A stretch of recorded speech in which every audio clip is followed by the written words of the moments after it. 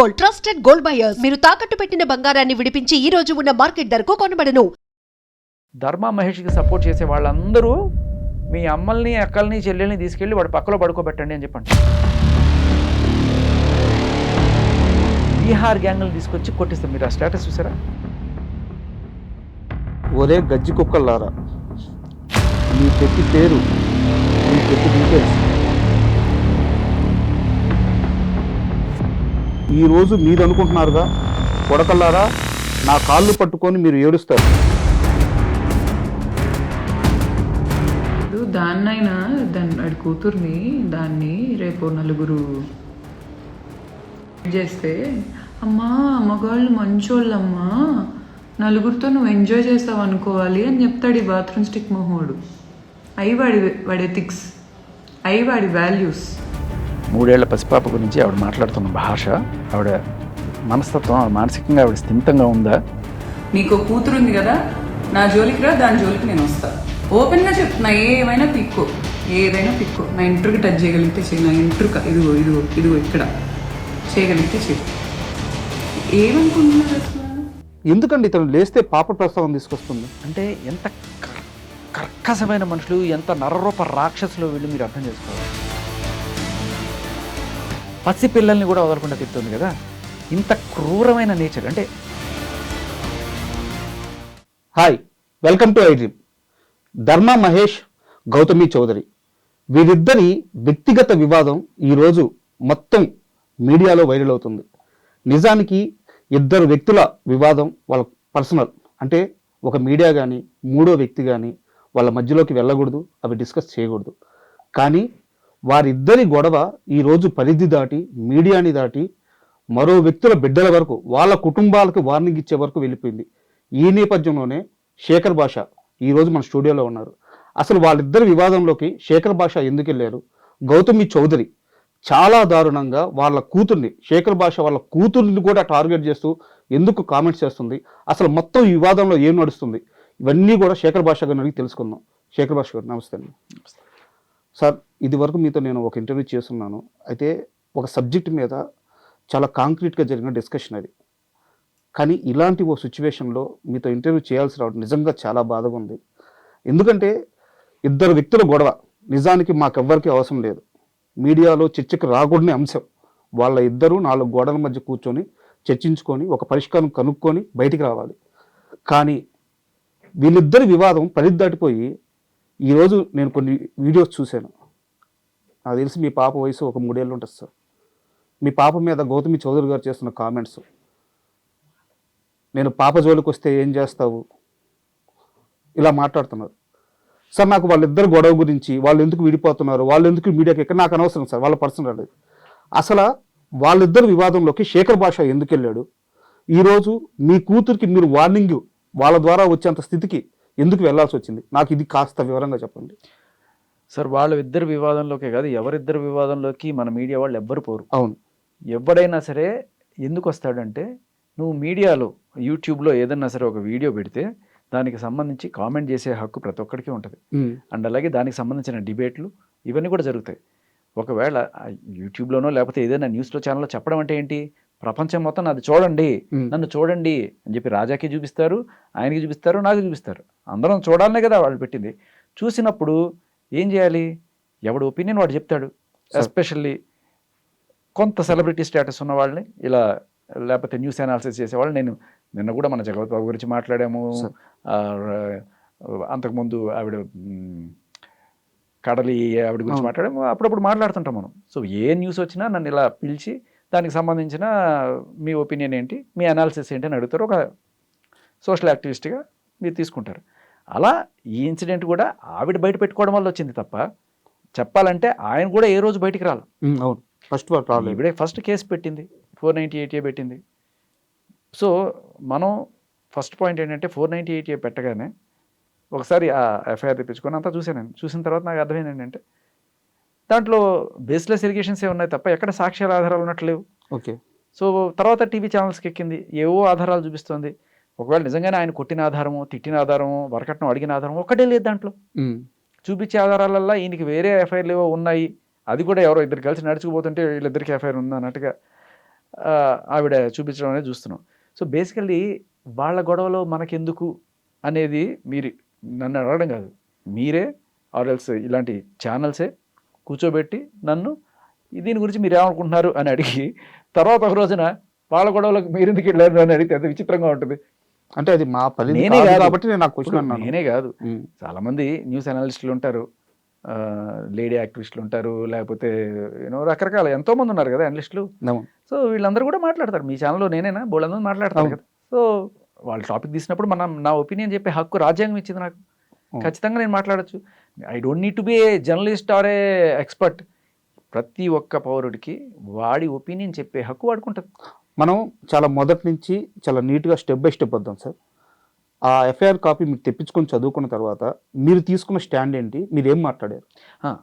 So నేను అదే చెప్పాను, ఇది ఎక్కడ కూడా మనకి ఎవిడెన్స్లు కనిపించట్లేదు.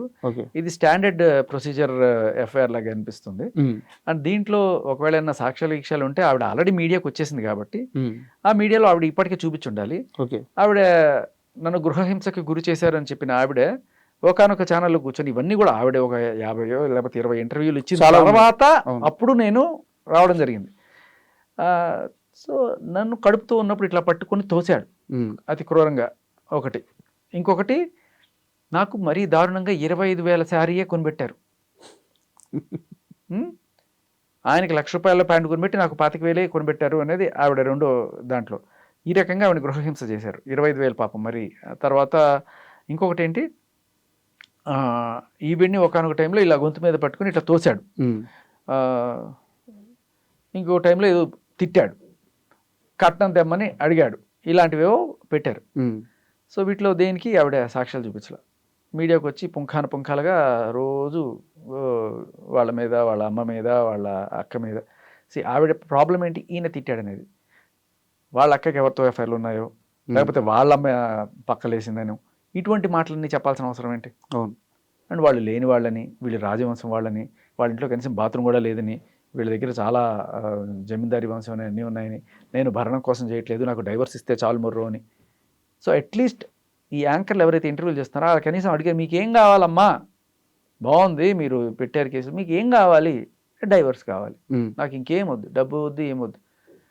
సో తర్వాత మధ్యలో గిస్మత్ మండిని పట్టుకొచ్చారు. అవును, అది నాది, నేను చేశాను, అది ఇది అన్నప్పుడు మనం చూస్తున్నప్పుడు ఒక వీడియో దొరికింది. దాంట్లో అంతా ఆయనే చేశాడని ఈవిడే చెప్పింది. నేను చూసాను ఆ వీడియో, స్వతహాగా తనే చెప్పున్నారు. 2021. అవును, 2021లో ఆవిడ ఒక బ్రాంచ్ ఓపెనింగ్కి, విజయవాడ బ్రాంచ్ ఓపెనింగ్కి నిఖిల్ సిద్ధార్థ్ హీరో పక్కన కూర్చొని చెప్పిన వీడియో అది. సో మనం ఏ రోజు ఆవిడని బూతులు తిట్టింది లేదు, లేకపోతే ఆవిడకి వేరే వాళ్ళతో రిలేషన్స్ ఉన్నాయని చెప్పి ఆపాదించింది లేదు. మనం అడిగింది ఒకటే, బిడ్డకి తండ్రిని ఎందుకు దూరం చేస్తున్నావు ఒకటి. నిజంగా నీదైతే మొన్న 25 జనవరి వరకు ఆయన పేరు మీద ఉంది, 25 జనవరి ఎండింగ్లోనే నీ పేరు మీద రిజిస్టర్ చేశారు. మరి మొదటి నుంచి నాదే అని చెప్తున్నప్పుడు ఇది ఎందుకైంది? దీనికి సమాధానాలు చెప్పాలనుకుంటే చెప్పచ్చు, వద్దనుకుంటే తప్పించుకోవచ్చు కూడా. అవును, అడగడమే తప్పులాగా, అడిగితే అవతల వ్యక్తి వాళ్ళ ఇళ్ల మీద దాడి చేస్తావు, ఫ్యామిలీ మీద దాడి చేస్తావు, కూతురుని అంటావు. మనం అడిగింది సహేతుకరమైన ప్రశ్నలు. ఇప్పుడు నువ్వే మీడియాకు వచ్చి చెప్పావు కదా.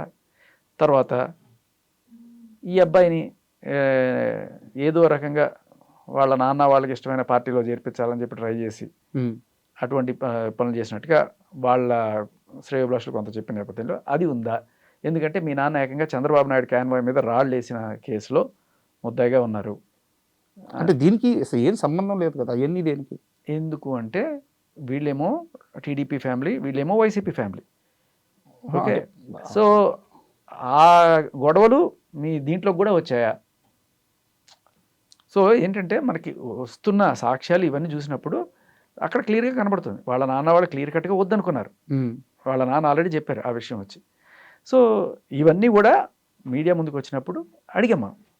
అడిగితే ఇదేమన్నా భూతా? లేదు, అడగకూడదా? సో మీకు ఇష్టం లేకపోతే చెప్పక్కర్లేదు. బట్ ప్రజలకు వస్తున్న డౌట్లు, నాకు వస్తున్న డౌట్లు లేదు, ఆయన శ్రేయోభిలాషులకు వస్తున్న డౌట్లు కావచ్చు. వాళ్ళు మన ముందుకు ఏవో ఫార్వర్డ్లు పంపిస్తారు. ఇవన్నీ నిజమా కాదా? కొంత పరీక్ష చేసుకోవచ్చు, మనం అడగచ్చు. అసలు మాట్లాడకూడదు, నేను చెప్పిందే వేదం, నేను చెప్పిన దానికి భజన చేయాలి. అవతల వాళ్ళు ధర్మా మహేష్కి సపోర్ట్ చేసే వాళ్ళందరూ మీ అమ్మల్ని, అక్కల్ని, చెల్లెల్ని తీసుకెళ్ళి వాడు పక్కలో పడుకోబెట్టండి అని చెప్పి అంటారు. ఇటువంటి సంస్కారహీనమైన లాంగ్వేజ్ ఈ బీహార్ గ్యాంగులు తీసుకొచ్చి కొట్టిస్తాం. మీరు ఆ స్టేటస్ చూసారా? మీకు పంపిస్తా చూడండి. చదవనా? ఉమ్. ఒరే గజ్జి కుక్కల్లారా, మీ ప్రతి పేరు, మీ ప్రతి డీటెయిల్స్, మీ ఫ్యామిలీ డీటెయిల్స్ మొత్తం నేను తెప్పిస్తున్నా. ఈరోజు నా క్యారెక్టర్ గురించి మాట్లాడుతున్న ప్రతి చెత్త ఆ కొడుకు ఈ కొడుకు అని ఉంది, నేను ఆ ఓడు అవాయిడ్ చేస్తున్నాను. వాళ్ళందరికీ యూట్యూబ్ మీడియా అడ్డం పెట్టుకొని, ఇన్స్టాగ్రామ్ అడ్డం పెట్టుకొని నా గురించి వాగుతున్న వాళ్ళకి చెప్తున్నా, కొడకల్లారా మీకు ఏమైనా అయ్యేటప్పుడు అది నేనే అని మనసులో గుర్తు తెచ్చుకోండి. ఏ బీహార్ ఓడో వచ్చి గౌతమి చౌదరి అని ఒకటి ఉంది అని మనసులో స్మరించండి. నా వెంట్రుక టచ్ చేయండి. మీరు ఈరోజు మీది అనుకుంటున్నారుగా, కొడకల్లారా నా కాళ్ళు పట్టుకొని మీరు ఏడుస్తారు. It's a promise. జస్ట్ కొన్నాళ్ళు ఆ ఓడు ఆపుకోండి. అంటే ఎవరినిది? సో అదే జర్నలిస్ట్ అందరినీ ఉద్దేశించి ఎవరైతే ఆవిడని ప్రశ్నిస్తున్నారో వాళ్ళందరూ అనమాట. అంటే ఒక క్వశ్చన్ చేయకూడదా? చేయకూడదు. ఆవిడ చెప్పిందే భేదం అని భజన చేస్తే కరెక్ట్. ఆవిడకి అగ్నిస్ట్గా ఒక క్వశ్చన్ కూడా రాకూడదు. ఏమ్మా ఈ వీడియో నీదే కదా, నువ్వే కదా చెప్పావు 2021లో ఆయింది అని చెప్పి అడిగితే మండిపోతూ ఉంటుంది. ఇవన్నీ ఎందుకు బయటికి తీస్తున్నారు? ఇది చాలా దారుణంగా ఉందండి. అదొకటేనా? చూడండి, అంటే బీహార్ గ్యాంగులు తీసుకొచ్చి కొట్టిస్తాను. మీకు ఇంకోటి పంపించాను చూడండి. నా పేరు తీసి బాత్రూమ్ స్టిక్ ఫేస్ వాడికి ఒక ప్రొఫెషన్ వచ్చింది, వాడికి ఒక బతికే లేదు, ఒక ప్రొఫెషన్ వచ్చింది. అమ్మాయిల మీద డబ్బులు సంపాదిస్తాడు, మళ్ళీ ఆడికో కూతురు, మళ్ళీ ఆడికో కూతురు.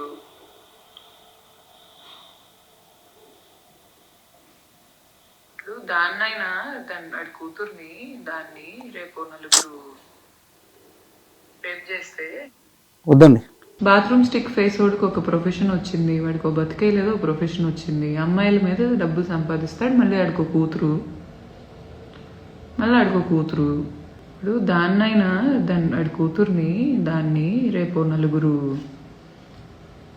చేస్తే, అమ్మా మగవాళ్ళు మంచోళ్ళమ్మా, నలుగురితో నువ్వు ఎంజాయ్ చేస్తావు అనుకోవాలి అని చెప్తాడు ఈ బాత్రూమ్ స్టిక్ మొహోడు. అవి వాడి ఎథిక్స్, అవి వాడి వాల్యూస్. 3 ఏళ్ల పసిపాప గురించి ఆవిడ మాట్లాడుతున్న భాష, ఆవిడ మనస్తత్వం, ఆవిడ మానసికంగా ఆవిడ స్థిమితంగా ఉందా? వద్దు. చూడండి. వాడు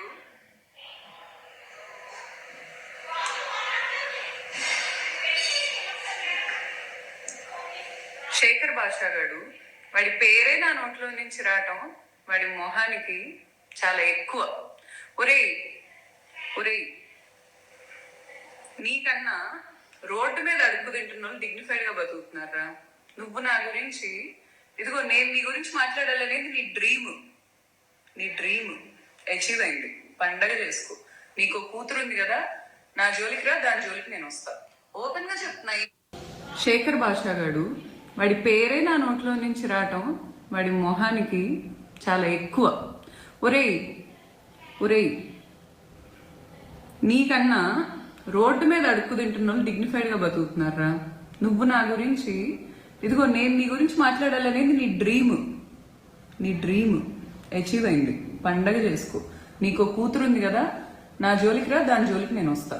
ఓపెన్ గా చెప్తున్నా.